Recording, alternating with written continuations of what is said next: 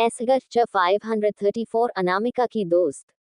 अब तक आपने पढ़ा कि अनामिका उस एरिना में जाकर उस बच्चे को बचा लेती है जिसकी वजह से समीर का प्लान फेल हो जाता है और वह उसे पकड़ने की कोशिश करता है सजा देने के लिए, मगर अनामिका वहां से भाग निकलती है। अब आगे हरीश ने लाइट ऑफ कर दी तो अनामिका उसे अंधेरे का फायदा उठाते हुए वहां से निकल गई। समय आज से पहले कभी किसी से नहीं हारा था, लड़की से हारना तो दूर की बात है, इसलिए वह थोड़ा शर्मिंदगी के साथ वीआईपी रूम नंबर 1 में पहुंचा और उसकी आवाज बहुत धीमी थी। सर।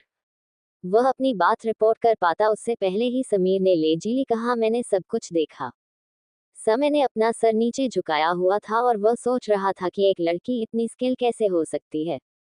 एक लड़की से हार गए, कितनी शर्मनाक बात है। समय का चेहरा लाल पड़ गया। वह कहना चाहता था कि भले ही वह लड़की यंग दिखती है, मगर वह लगभग समीर के बराबर ही स्किल्स रखती है, लेकिन उसे शर्म आ रही थी कोई बहाने बनाने में।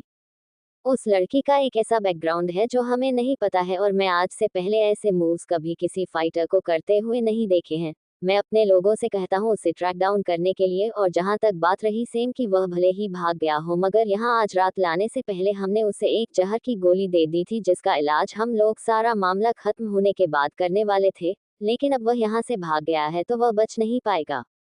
एट लिस्ट तुमने कुछ यूजफुल चीज तो की, समीर ने कहा और रूम से जाने के लिए मुड़ गया तो समय भी उसके पीछे पीछे आते हुए बोला, मैंने यहाँ आसपास की जगह पर अपनी गॉड्स तैनात कर दिए हैं। अगर कोई भी फ्लिक्स जैसे चेहरे वाले इंसान दिखाई दिया तो वह लोग ऑन द स्पॉट उसे पकड़ लेंगे। इसकी कोई जरूरत नहीं है। समीर के एक्सप्रेशन बिल्कुल नॉर्मल थे और उसकी आवाज कोल्ड। वह दोबारा यहाँ जल्दी नहीं आने वाला है आज के इस कमोशन को देखकर, स्पेशली अब जब सेम उनके हाथ से भाग गया है। वह फ्लिक्स को पहले ही खतरे का अंदाजा हो गया होगा और वह दोबारा खुद को जाल में फंसाने के लिए यहाँ नहीं आएगा। जो क्लू फाइनली उन्हें इतने महीनों की मेहनत के बाद मिला था वह उस लड़की की वजह से बर्बाद हो गया है और समय से यह बात बर्दाश्त नहीं हो रही थी। एलिवेटर का दरवाजा खुला तो समीर की आवाज बहुत ही कैजुअल थी, पकड़ो उसे और मार डालो। हम ऐसा ही करेंगे। और वहीं दूसरी तरफ हरीश पागलों की तरह गाड़ी ड्राइव किया जा रहा था। बॉस क्या आप ठीक है? क्या मैं उन लोगों की वजह से मुसीबत में पड़ सकती हूँ? ऑफ कोर्स नहीं बॉस, आप तो वह है जिसने देवांश सिंघानिया जैसे इंसान के दिल में जगह बना ली, हरीश ने कहा और फिर आगे बोला, बस मैंने सुना कि आप और मिस्टर सिंघानिया एक साथ है, क्या ये सच है? अनामिका ने उसे घुरकर देखा तो हरीश ने तुरंत अपनी पीठ सीधे करते हुए कहा, मुझे पता है था कि वह लोग मुझसे झूठ बोल रहे हैं ताकि मुझे आपसे डांट पड़वा सके। उन्होंने झूठ नहीं बोला था, अनामिका अचानक से बोली, यह सच है। हरीश कुछ वक्त के लिए हैरान हो गया, जिसकी वजह से लगभग उसकी गाड़ी एक ट्रक से टकराने वाली थी। उसने उम्मीद नहीं की थी कि उसकी बॉस एक्चुअली इस बात को कंफर्म कर देगी। लगता है कि उसके बॉस को सचमुच देवांश सिंघानिया बहुत ही ज्यादा पसंद है। उस बच्चे का क्या? अनामिका ने बिना किसी एक्सप्रेशन के पूछा। मैं उसे एक प्राइवेट क्लिनिक में ले गया था, डॉक्टर का कहना है कि वह ठीक है और मैं किसी को काम पर लगा दिया है उसे और उसकी माँ को घर वापस भेजने के लिए। कितनी सैड स्टोरी थी उनकी। उस बच्चे का बाप सचमुच एक शैतान है जो कर्ज में डूबा हुआ है और फिर उसने उन दोनों को बेच दिया। वह जो लोग थे उन्हें थोड़ा हैंडल करना मुश्किल है। क्या तुम उस घूंघराले बालों वाले, भूरे आंखों वाले टॉप लड़के की बात कर रहे हो?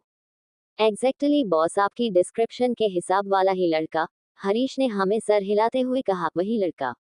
वह अपने आदमियों को लेकर वहां से निकल गया था। क्या? अगर कोई सोचे कि जुबिलियत जैसा बिग शॉट जो अंडरवर्ल्ड में अपने खतरनाक कामों के लिए जाना जाता है वह अपनी गैंग के साथ वहां से निकल गया तो सोचने वाली बात थी कि उसकी बॉस ने उन्हें कितना ज्यादा डरा दिया था जो वह लोग इस तरह वहां से चले गए। उस मेडिसिन का क्या जो मैंने ली थी? अनामिका ने आगे पूछा। वह बैग में ही है, हरीश ने कॉन्फिडेंटली डिक्लेयर किया, मैंने उसे अपनी जान से ज्यादा प्रोटेक्ट किया है, चिंता मत कीजिए, उस पर कोई नुकसान नहीं आया है। अनामिका को ऐसा फील हुआ जैसे उसके ऊपर से काफी भारी बोझ उतर गया हो और उसे ग्रेटिट्यूड फील हो रहा था। वह मेडिकल मटेरियल्स उसकी अपकमिंग रिसर्च के लिए बहुत ही ज्यादा इंपॉर्टेंट थे और उसके बिना उसका वह एक्सपेरिमेंट पूरा ही नहीं हो सकता था। बॉस, आप कितने दिनों तक इस बार बेलोरिया में रुकने का प्लान कर रही है? हरीश ने उम्मीद से पूछा। शायद 2 या 3 दिनों के लिए। इतना कम? हरीश अपने बॉस के साथ कुछ और दिन काम करना चाहता था। उनके साथ काम करने पर ही उसे ऐसा लग रहा था जैसे वह जी रहा हो और असली काम कर रहा हो। कभी वापस इंडिया आने के बारे में सोचा है? अनामिका ने जैसे उसका दिमाग पढ़ लिया और अचानक से पूछा। हरीश कुछ सेकंड के लिए रुक गया और फिर उसने बेचैन होते हुए पूछा, क्या ये ऑप्शन है? न्यू ईयर के लिए वापस आ जाओ घर। विक्रम और शिव आजकल बहुत ही ज्यादा बिजी है, तो तुम ही मेरी मदद करोगे आज के बाद से और वही रहोगे। ये सुनकर हरीश जैसे सातवें आसमान पर था और उसने एक्साइटेड होकर कहा, thank you so much boss. उसे फाइनली शिवा और विक्रम जैसा से ट्रीटमेंट मिल रहा था। एक बार वापस चला जाए तो वह उन दोनों के सामने शो ऑफ करेगा। फाइनली उसके बॉस ने उसके काम को पहचान लिया है। ठीक उसी वक्त अनामिका का फोन बजा और उसने देखा तो देवांश की तरफ से वीडियो कॉल था। अनु, क्या तुम अभी तक होटल वापस नहीं आए हो? देवांश की अट्रैक्टिव आवाज वीडियो कॉल की दूसरी तरफ से सुनाई दी तो हरीश की आंखें हैरानी से बड़ी हो गई। उसने कभी उम्मीद नहीं की थी कि कोल्ड ब्लडेड और रुडलेस जाने वाले देवांश सिंघानिया की इतनी प्यारी साइड भी होगी प्राइवेट में। और उसने उसकी बॉस को अनु कहा और यह निकनेम तो बहुत ही ज्यादा क्लोज है। पास में अगर कोई भी उसकी बॉस को इतना कैजुअली अगर बुलाता तो आखिर में उसकी गर्दन टूटी हुई मिलती थी।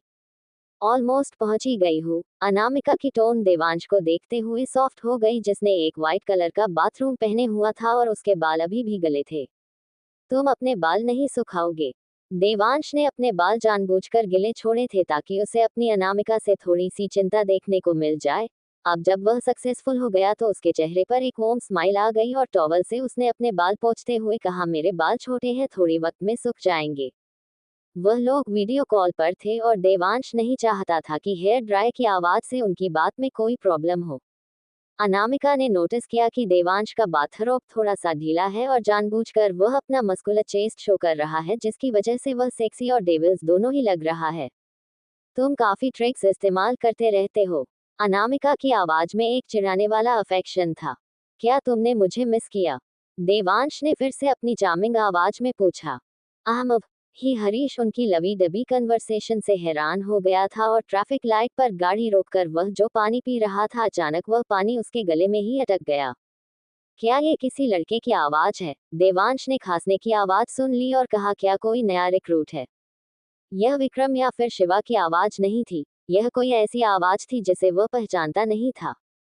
तुम्हारे कान बहुत तेज है। जब अनामिका ने देखा कि हरीश ट्रैफिक लाइट पर इंतजार कर रहा है तो उसने कैमरा उसकी तरफ करते हुए जल्दी से इंट्रोडक्शन दिया, हरीश, देवांश। Hello mister Singhania. हरीश ने कभी इमेजिन भी नहीं किया था कि वह अपनी जिंदगी में इतने नजदीक से देवांश को देखेगा और देवांश अपनी आंखों में कोल्डनेस के बिना और भी ज्यादा हैंडसम और अप्रोचेबल लगता है। हाय। देवांश की आवाज पहले से ज्यादा फॉर्मल थी और अनामिका से जैसे वह बात कर रहा था उतनी सॉफ्ट नहीं, मगर फिर भी उसमें थोड़ी सी वोमनेस थी और हरीश जानता था ये थोड़ी सी वोमनेस थी। हरीश जानता था ये भी उसके बॉस के इन्फ्लुएंस की वजह से ही है। क्या बिना किसी प्रॉब्लम के अनु आज रात वहां से निकल आई? देवांश ने सॉफ्टली पूछा। नहीं, बॉस को अपने कुछ मूव्स इस्तेमाल करने पड़े और उन्होंने सिंगल हैंडेडली बहुत सारे लोगों को मारा। ड्राइविंग पर फोकस करो। अनामिका ने कैमरा तुरंत हरीश से अपनी तरफ कर लिया। क्या वहां पर फाइट हुई थी? देवांश की टोन में चिंता साफ नजर आ रही थी। क्या तुम्हें चोट लगी है? नहीं। शायद उसकी चिंता को कम करने के लिए अनामिका ने कहा, बॉस ऐसे ही छोटे मोटे गुंडे थे। हरीश ये सुनकर हैरान हो गया। बॉस उस 300 पाउंड के मसाला बॉक्सर को छोटे छोटे गुंडे कह रही है और उन जॉबिलियन के दर्जनों गुंडों को भी। मुझे लगा कि यह ट्रिप बहुत ही आसान होने वाली है और बस क्लाइंट से अपना सामान लेकर वापस आ जाओगी। देवांश की चिंता साफ नजर आ रही थी। क्या हुआ है? क्या मैं लोगों को भेजूं माफिया सी से तुम्हारे पास? माफिया सी? हरीश की आंखें हैरानी से बड़ी हो गई और उसका मुंह शौक से खुल गया। उसे समझ नहीं आ रहा था कि वह क्या बोले।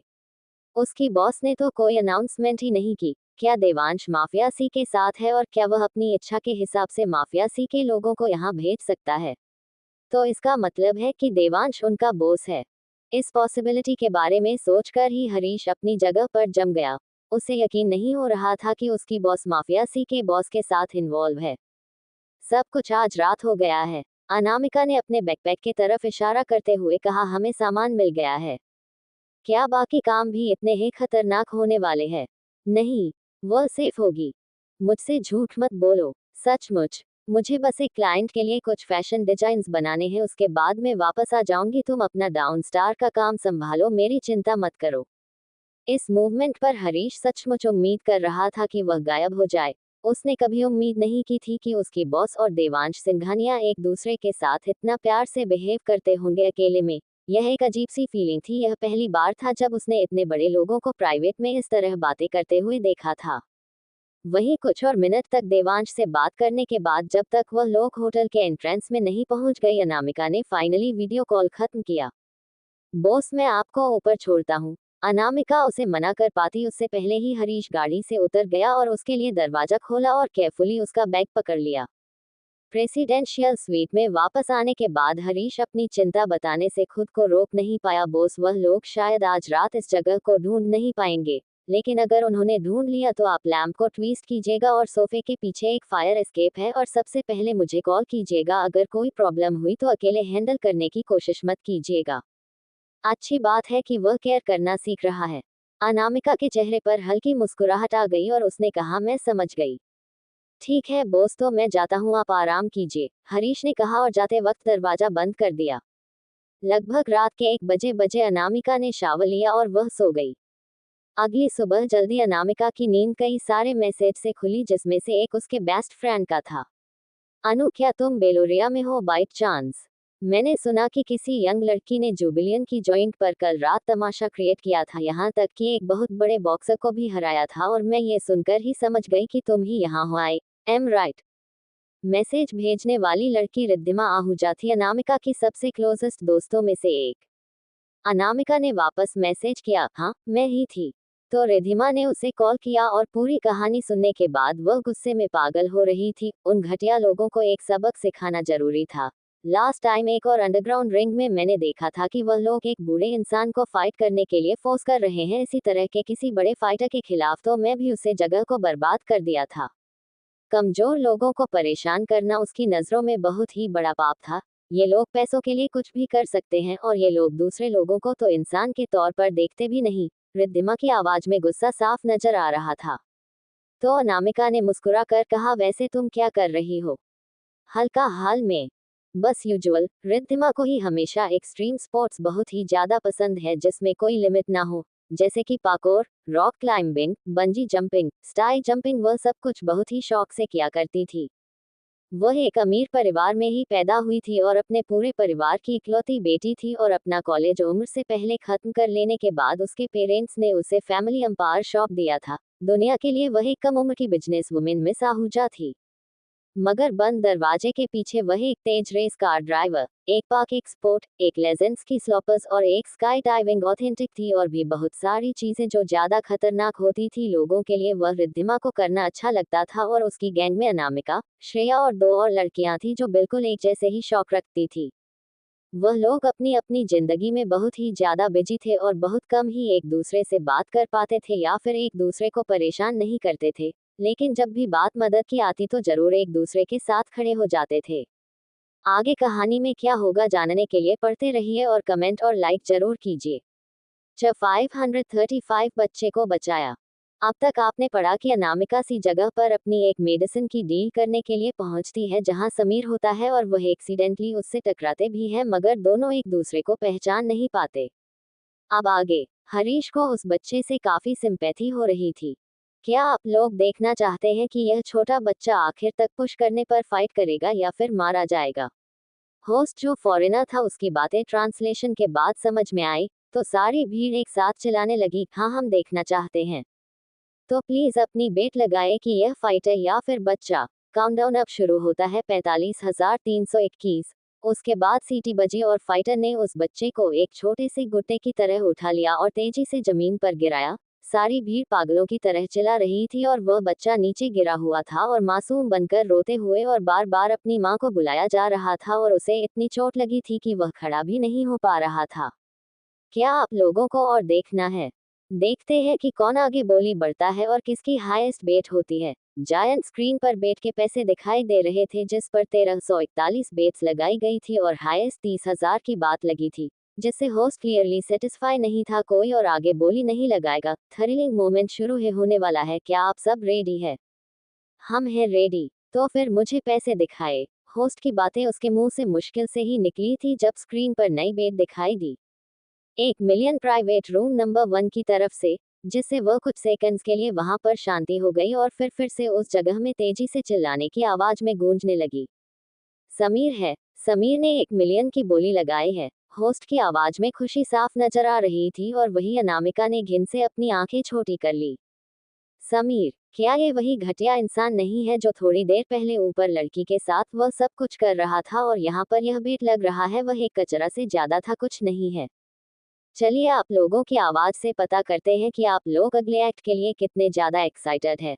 हॉस्ट ने चिल्लाते हुए कहा तो फिर से पूरी एरुना में लोगों को चिल्लाने की आवाज गूंजी और वह फाइटर फिर से उस बच्चे की तरफ बढ़ा। हरीश वहां से जाने के लिए मुड़ा लेकिन उसे अनामिका कहीं दिखाई नहीं दी और वही उस फाइटर ने बच्चे को ऊपर उठा लिया था और उसे आसपास ट्रॉफी की तरह घुमाए जा रहा था और ऑडियंस की चिल्लाने की आवाज इतनी ज्यादा थी कि वहां की दीवारें भी कांप रही थी। उस बच्चे को उस फाइटर ने बहुत ही तेजी से घूमकर फेंका जिसकी वजह से भीड़ पागल हो गई और चिल्लाने लगी। तभी अचानक सभी लोग शांत हो गए क्योंकि एक लड़की जो पता नहीं कहां से उस कैच के अंदर आ गई थी उसने बहुत ही प्रोटेक्टिव तरीके से उस बच्चे को पकड़ लिया। और वही कैच के बाहर उस बच्चे की मां की आंखों से आंसू बहे जा रहे थे और उसने केज की सलाखों को पकड़ते हुए रिक्वेस्ट करते हुए कहा, क्या तुम हिंदुस्तानी हो? प्लीज मेरे बच्चे को बचा लो। उस नालायक बाप ने उसे शर्ट पर लगा दिया था। मेरा बच्चा बहुत मासूम है, मैं तुमसे भीख मांगती हूँ, प्लीज शट अप। उसकी रिक्वेस्ट किसी ने बीच में ही रोक दी और उसके मुंह में कपड़ा ठचसकर उसे पीछे खींच लिया गया। उस फाइटर को नहीं पता था कि वह लड़की कौन है और होस्ट भी उतना ही क्लूलेस था। अनामिका उस फाइटर के साथ अपनी बहुत ही खतरनाक टोन में कहा, एक बच्चे को परेशान करते हो, शर्म नहीं आती? अनामिका ने उस बच्चे के साथ वहां से जाने की कोशिश की मगर उस फाइटर ने उस आयरन केज के दरवाजे पर तेजी से पंच मारा जिसकी वजह से होस्ट अपने होश में वापस आया और उसने अनाउंस करते हुए कहा, यह स्पेशल सरप्राइज है जो हमने आप सबके लिए अरेंज किया है, तो प्लीज अपनी शर्ट लगाने के लिए तैयार रहिए। वही स्टाफ के किसी मेंबर ने जाकर उस कैच का दरवाजा बंद कर दिया और बाहर वह डेस्परेट मदर अभी भी स्ट्रगल कर रही थी और उसे लग रहा था कि वह छोटी सी लड़की उसके बच्चे को बचाने में कहीं और मारी ना जाए। वही हरीश किसी तरह फाइनली भीड़ से निकलते हुए कैच के सामने पहुंचा तो उसे दिखाई दिया कि उसकी बॉस को उस बच्चे को बचाने के चक्कर में अंदर लॉक हो गई है, तो वह तुरंत एक्शन में आ गया और उसने उस औरत को बचाना शुरू कर दिया। वह फाइटर ऑब्वियसली उस लड़की का बैकग्राउंड नहीं जानता था और उसे इतना ही पता था कि आज रात का मैच जीतने पर उसे बहुत बड़ी पैसे मिलने वाले हैं, इसलिए वह किसी भी कीमत पर जीतना चाहता था। अनामिका के पास कोई बॉक्सिंग ग्लव्स या प्रोटेक्टिव गियर नहीं था और उसने अपने हाथ में उस बच्चे को पकड़ा हुआ था। जब उस फाइटर ने उसकी तरफ पंच किया तो उसने स्विफ्टली एक किक किया और उस 300 पाउंड के फाइटर को कुछ कदम पीछे भेज दिया। ऑडियंस सामने का सीन शॉक और एक्साइटमेंट में देखकर चिल्लाई जा रही थी और उन्होंने उम्मीद नहीं की थी कि एक लड़की में इतनी स्ट्रेंथ होगी और अनामिका कोई नॉर्मल लड़की नहीं है। ये रियलाइज करते हुए फाइटर के चेहरे पर हल्की मुस्कुराहट आ गई क्योंकि उसे लग रहा था कि एक मुकाबला वाला ओपोनेंट उसे मिला है और उसने उसके ऊपर फिर से वार किया। वही उसके एक गले लगा हुआ वह रोता हुआ बच्चा उस फाइटर के वार करने से और भी ज्यादा डर गया, मगर अनामिका ने उसे भरोसा दिलाते हुए कहा, डरो मत।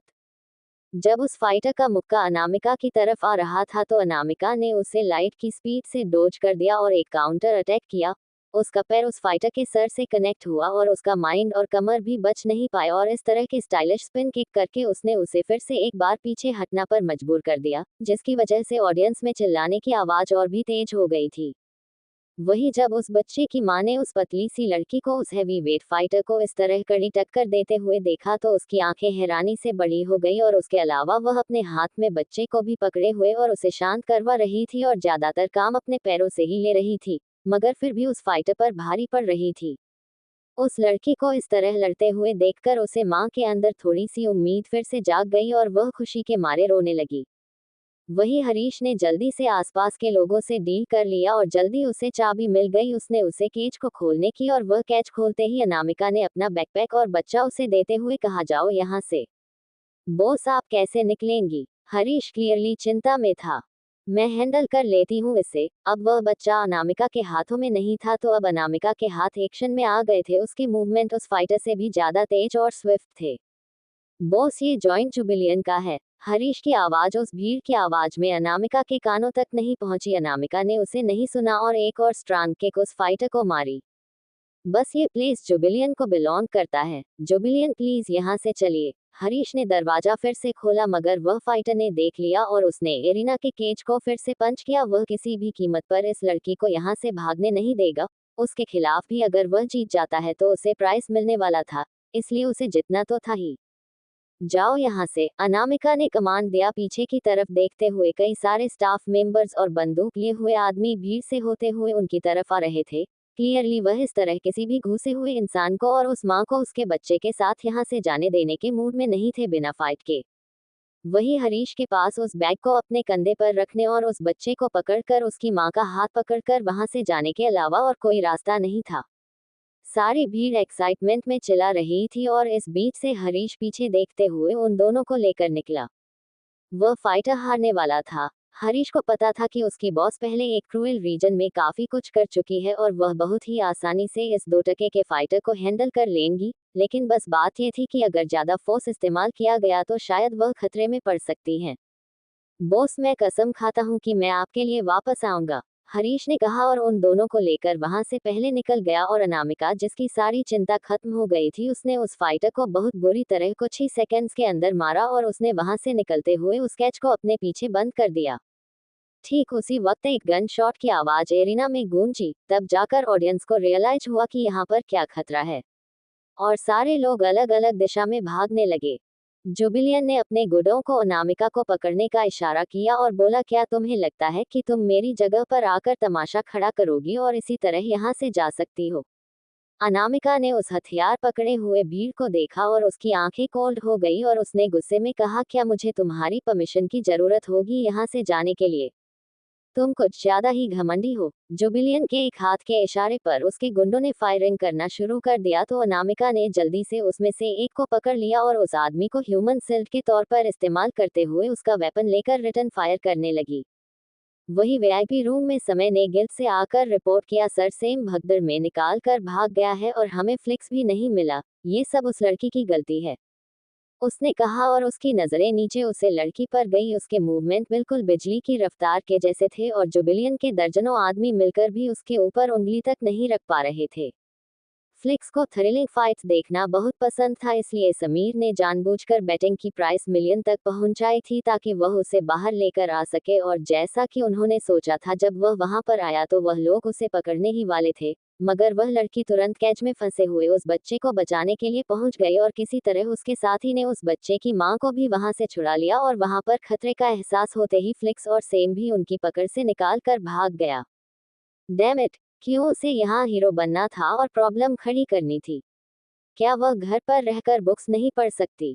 एक बार फ्लिक्स आ जाता और वह लोग उसे पकड़ लेते तो वह लोग पक्का किसी को भेजते उस बच्चे को बचाने के लिए।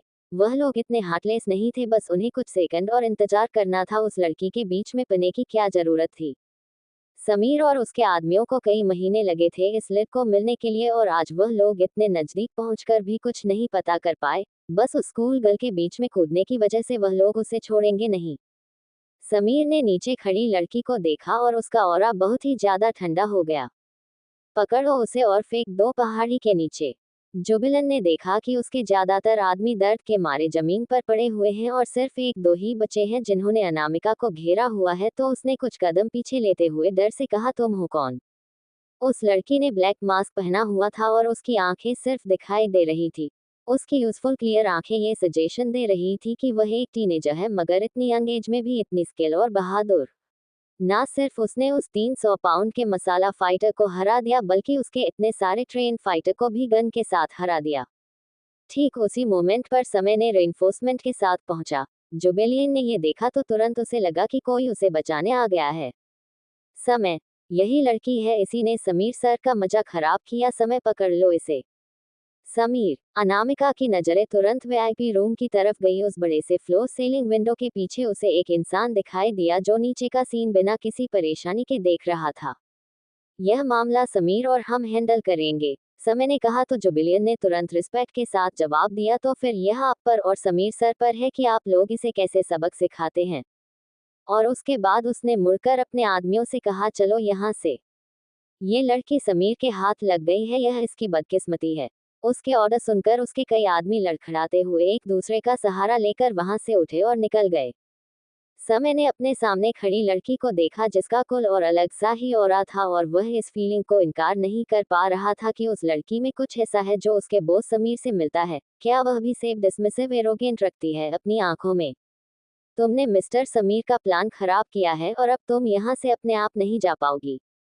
जो करना है जल्दी करो, वह बातें क्यों वेस्ट कर रहे हो? अनामिका ने तुरंत कहा और फाइट के लिए पोजीशन ले ली, और वही समीर को काफी गुस्सा आया। उसने उम्मीद नहीं की थी कि यह लड़की इतनी ज्यादा टफ होगी। क्या उसे रियलाइज नहीं हुआ कि वह कितने बड़े खतरे में है? उसके आदमी जुबिलियन के कमजोर गुंडों की तरह बिल्कुल नहीं थे। हर एक पर्सनली उससे ट्रेंड हुआ था और एक बहुत ही खतरनाक फाइटर था। समय के इशारे पर उसके आदमियों ने हमला किया था। अनामिका ने भी एक काउंटर अटैक शुरू कर दिया, और वही समीर फ्लो सीलिंग विंडो के पास खड़ा होकर अनामिका के स्विफ्ट और तेज मूव देख रहा था। थोड़े ही वक्त के अंदर रूम की लाइट्स अचानक से चली गई और वह लोग समझ पाते कि क्या हो रहा है। उससे पहले ही वह लड़की गायब हो चुकी थी। ये हरीश का काम था जिसने उसे वहां से निकालने के लिए पावर ऑफ कर दी थी। आगे कहानी में क्या होगा जानने के लिए पढ़ते रहिए और कमेंट और लाइक जरूर कीजिए। एस ग